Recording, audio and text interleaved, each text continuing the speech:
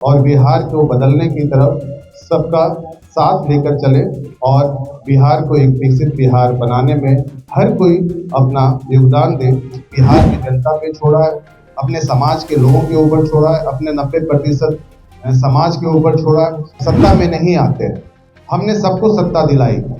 कोई भी ऐसा समाज नहीं है जिनको सत्ता में बैठाने का हमारा समाज काम नहीं किया। तो क्या जब हम सत्ता में सभी को बैठा सकते हैं तो कुशवाहा समाज हमेशा सत्ता से बाहर रहेगा, या अल्पसंख्यक समाज हमेशा सत्ता से बाहर रहेगा? कि लोगों की हत्याएं हो रही है, अत्याचार हो रहा है, जो खुद समाज दूसरे का सेवा किया, पसीना बहाया, वोट दिया, अपना सब कुछ कुर्बानी दी, हमारे जगदेव बाबू बिहार को बदलने के लिए 90% को अपना हक दिलाने के लिए अपनी कुर्बानी तक दे दी। नोरमा ग्रुप, जो सोचता है वो करता है, आपके अपने सपनों का आशियाना। उपस्थित इस प्रेस वार्ता में जितने भी हमारे मीडिया के साथी मौजूद हैं, इन सभी को इस ऐतिहासिक प्रेस वार्ता में आप लोगों का स्वागत करता हूँ। और आज का ये जो प्रेस वार्ता है बिहार के संदर्भ में बहुत ही ऐतिहासिक होने वाली है, क्योंकि आज मैं आप लोगों के सामने उस बिहार की राजनीति की परिवर्तन की बात करने जा रहा हूँ, बिहार के एक बदलाव की बात करने जा रहा हूँ, बिहार की एक राजनीतिक क्रांति की बात करने जा रहा हूँ।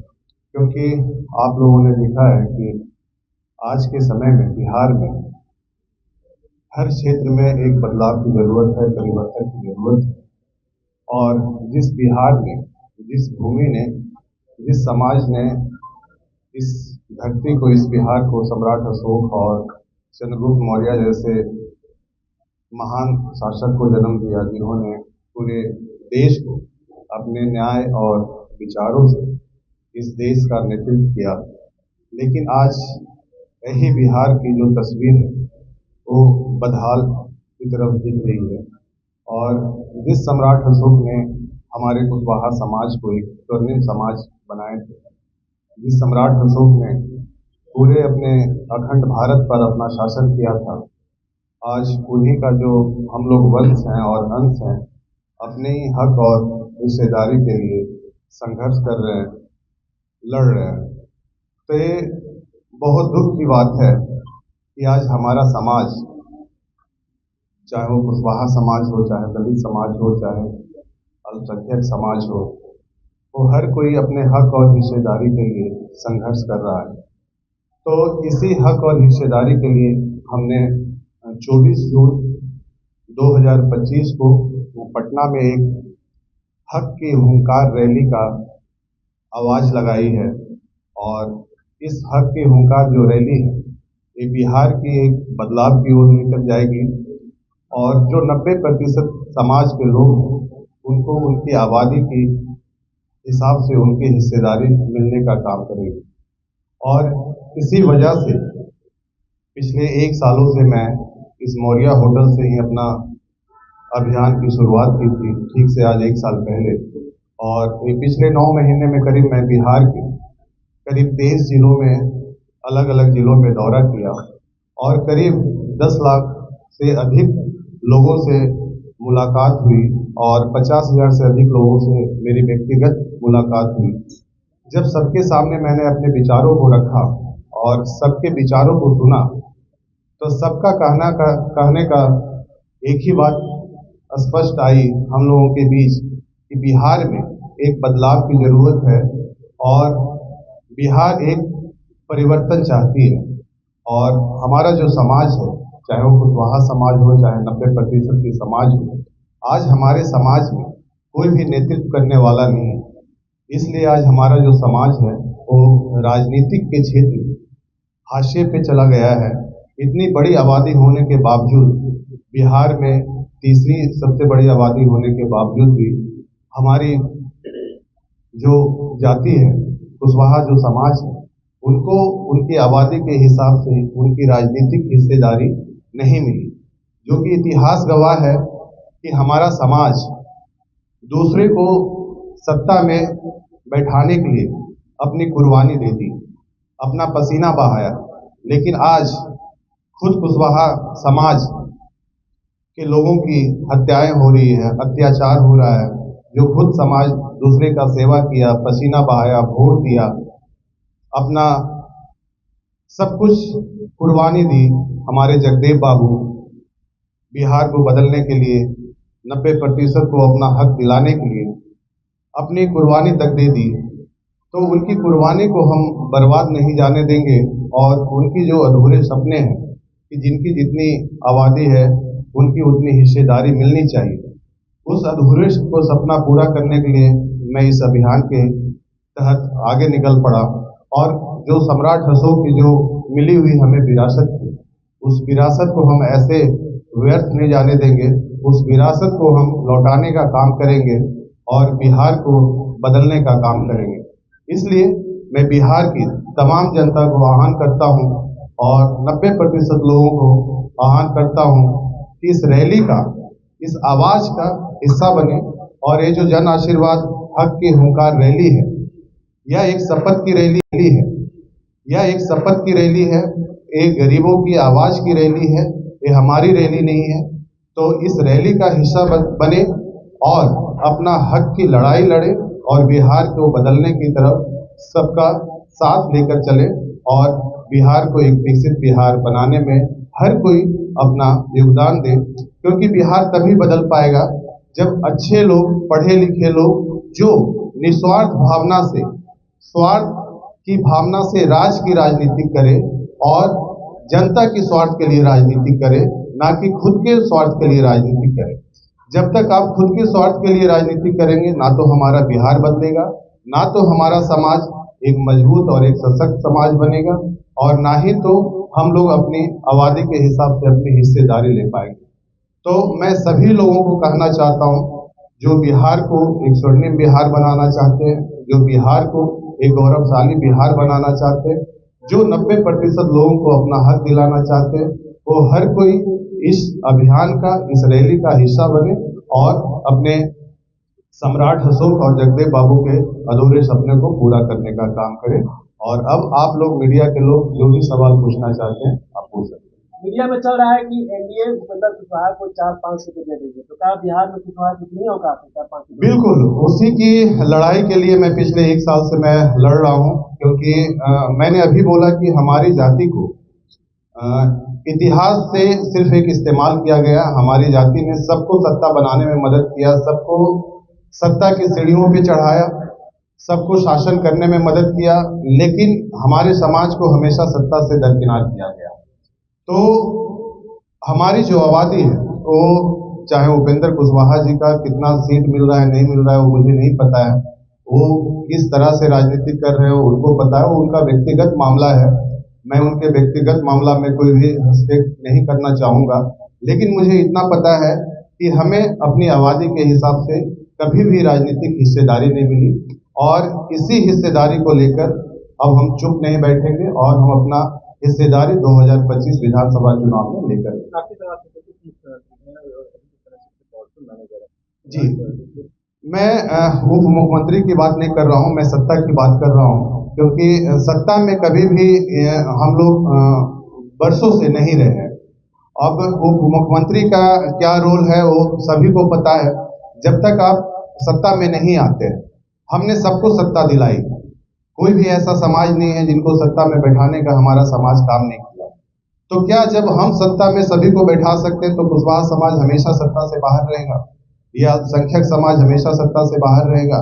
मैं सिर्फ कुशवाहा समाज की बात नहीं कर रहा हूँ, मैं वो 90% समाज की बात कर रहा हूँ जिनको कभी भी उनका हक का हिस्सेदारी नहीं मिली।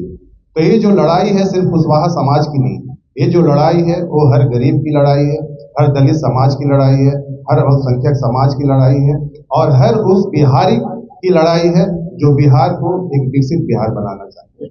आपकी लड़ाई सामाजिक तौर पर है या पॉलिटिक्स लेवल पर? नहीं, सामाजिक एक क्रांति लाने के लिए मैंने अभियान चलाया था, क्योंकि जब तक आप सामाजिक क्रांति नहीं लाइएगा, जब तक आपकी राजनीतिक क्रांति नहीं आएगी।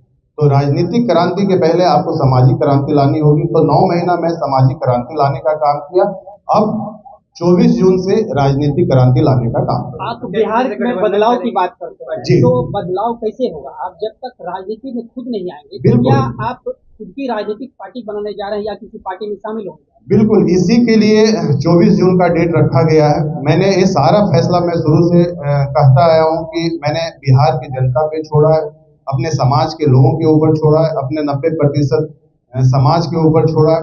अगर वो कहते हैं, मैंने अभी आपको अपने प्रेस वार्ता में बोला कि जब मैंने 23 अलग-अलग जिले में अभियान किया, रैली किया और लोगों का विचार को सुना और मैंने अपना विचार दिया, तो लोगों ने एक ही बात कही कि बिहार में एक नया विकल्प की जरूरत है और कुशवाहा समाज में एक नए नेतृत्व की जरूरत है।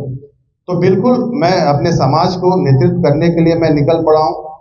मैं कितना समाज को एकत्रित कर पाऊंगा, कितना एकजुट कर पाऊंगा, वो इतना जल्दी कहना बहुत मुश्किल होगा, क्योंकि चीजें कुछ भी एक दिन में नहीं बदलती है। चीजों को बदलने में टाइम लगती है, वक्त लगती है।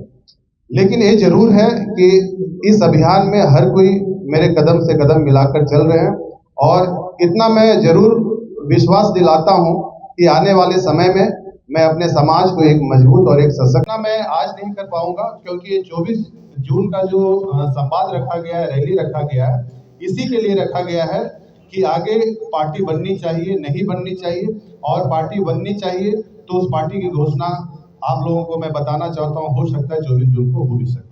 बिहार में जहां एक और बहुत सारी अन्य पार्टी, बड़ी बड़ी पार्टियां हैं जो ये दावा कर रही है कि हम दलित बुजुर्गों पिछड़ों की बात करते हैं, वहां आपके साथ जनता जुड़ेगी, आपको लगता है? बिल्कुल जनता जुड़ेगी, क्योंकि आप लोगों ने देखा है और मैंने भी देखा है, जब से मैंने बिहार में पैदा लिया है तब से लेकर आज तक ये 40 सालों में ना तो बिहार की शिक्षा व्यवस्था सुधरी, ना तो बिहार की स्वास्थ्य व्यवस्था सुधरी, ना तो बिहार में कानून की व्यवस्था सुधरी, ना ही तो बिहार में महिलाओं को अधिकार मिला, ना ही तो बिहार में लोगों को रोजगार मिला, और ना ही तो पलायन रुकी। तो कोई भी ऐसा क्षेत्र नहीं है जहां पे बिहार में बदलाव की जरूरत नहीं। तो बिहार में बदलाव तभी आएगा, जब मैंने अभी बोला कि जब लोग बिहार के स्वार्थ के लिए राजनीति करेंगे, जब बिहार की जनता के स्वार्थ के लिए राजनीति करेंगे, ना कि खुद की राजनीति करेंगे। यहाँ पे हमारे राज्य की और हमारे देश की विडंबना है कि जितने भी लोग राजनीतिक में आते हैं वो खुद के स्वार्थ के लिए राजनीति करते हैं, इसलिए ना तो हमारा देश दूसरे देशों के अपेक्षा में एक विकसित देश बन पाया, और ना ही तो बिहार हमारा एक विकसित बिहार बन पाया। कितने लोगों की संभावना है आप उस दिन ला पाएंगे पटना में? 24 जून को कितने लोग आ सकते हैं, क्या उम्मीद? देखिए, संख्या बताना मुश्किल होगा, लेकिन इतना जरूर है और इतना मैं डंके की चोट पे कह सकता हूँ कि बापू सभागार में अभी तक बिहार के इतिहास में वैसी रैली नहीं हुई है जो 24 जून को होने जा रही है। तो यह माना जाए कि निशिकांत सिन्हा एनडीए और महागठबंधन दोनों से हटकर राजनीति कर? बिल्कुल, मेरा विचारधारा अलग है। मैं सम्राट अशोक के विचारधारा पे चलने वाला हूँ, मैं जगदेव बाबू के विचारधारा पे चलने वाला हूँ, और मैं सिर्फ एक सत्ता की राजनीति करने वाला नहीं हूँ। मैं सबको जोड़ने का राजनीति करूंगा, खुद के स्वार्थ के लिए राजनीति नहीं करूंगा, और हर किसी को विकास करने का राजनीति करूंगा। सर, मुजफ्फरपुर के कोठी में जो दलित बच्चे के साथ जघन्य अपराध हुआ और पीएमसीएच की जो लापरवाही सामने आई, कैसे देखते हैं आप उसको? बिल्कुल, ये पहली कोई घटना नहीं है। ये कोई भी ऐसा दिन नहीं है जहाँ पे यहाँ पे लड़कियों के साथ बलात्कार नहीं हुआ है, हमारे युवाओं की हत्या नहीं हुई है। तो मैं पिछले 1 साल से लगातार मैं रह रहा हूँ, तो मैं खुद इसका मुद्दा उठाता हूँ कि जिस समाज से मैं आता हूँ उसी समाज का 2 साल में करीब 200 से ज़्यादा लोगों की हत्याएं हुई, और अगर देखा जाए तो उसका कोई कसूर नहीं है। और न्याय के मामले में लोगों को सिर्फ बिहार में सांत्वना मिलती है, इसके सिवा और कुछ नहीं मिलती है। जैसे आज तक हमारे समाज को राजनीतिक के क्षेत्र में सिर्फ उपेक्षा मिलने का काम किया, ना ही कभी अपना हक और हिस्सेदारी मिली, तो उसी तरह से बिहार में जितने भी गरीब लोग हैं, दलित लोग हैं, शोषित लोग हैं, जिनके पास कुछ नहीं है, उनको आज तक उनको न्याय तक नहीं मिला है। और ये हमारा राज्य का दुर्भाग्य है कि लोग कोर्ट कचहरी थाना जाकर अपनी पूरी उम्र निकाल देते हैं, लेकिन कभी भी न्याय मिलने का काम नहीं होता। तो इसका मुख्य वजह यही है कि जब तक आप कानून व्यवस्था को मजबूत नहीं कीजिएगा, तब तक ये अपराधी का जो मनोबल है, हौसला है, वो बढ़ते जाएगा और गरीब लोगों के ऊपर शोषण होता रहेगा। तो कानून व्यवस्था को बदलने की बहुत जरूरी है, कानून व्यवस्था को मजबूत करने की। वीडियो पसंद आई और वह बिहार के राजनीति और बिहारियत से सरोकार रखेनी तो सब्सक्राइब बटन दबा के चैनल के सब्सक्राइब कर ली। ओजे एगो घंटी बा, ओकरा बटन दबा देला से कुल सटीक और मारक खबर रुआ मुफ्त में मिल जाई। अगर रुआ पत्रकारिता के हमनी के नया प्रयोग में सहयोग कर चाहतानी तो ज्वाइन बटन दबा दी। पेटीएम नंबर नोट कर ली 9386816700। धन्यवाद।